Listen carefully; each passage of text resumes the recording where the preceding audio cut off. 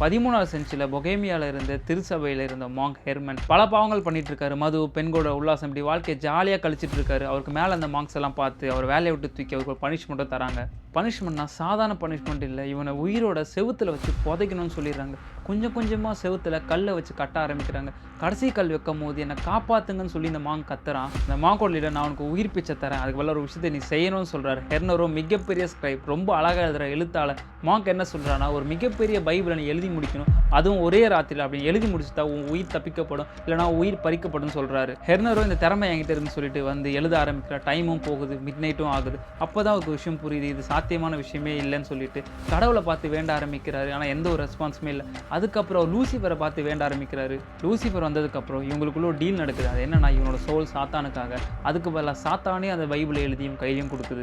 பைபிளை வச்சுட்டு இவன் ஒரு ஓரமாக உட்காந்துட்டு இருக்காங்க. அடுத்த நாள் மாங்க்ஸ் வந்து பார்க்குறாங்க, ஷாக் ஆகிட்டாங்க. இவன் எழுதின பைபிளை பார்த்துட்டு இவனுக்கு விடுதலையும் கொடுத்துட்றாங்க. அதுக்கப்புறம் இவனுக்கு எது மேலேயும் ஆசை இல்லாமல் பித்து பிடிச்சி கடைசியாக என்னை மன்னிச்சிரு மேரின்னு சொல்லிட்டு இறந்துட்டான். ஆனால் இவனோட சோல் சாத்தான் கிட்ட போச்சுன்னு தான் நம்புறாங்க. சாத்தானே அதோட இமேஜை வரைஞ்சதாகவும் நம்புறாங்க. அப்படி தான் இந்த பைபிளுக்கு டெவில்ஸ் பைபிள்ன்ற பேரும் வந்துச்சு.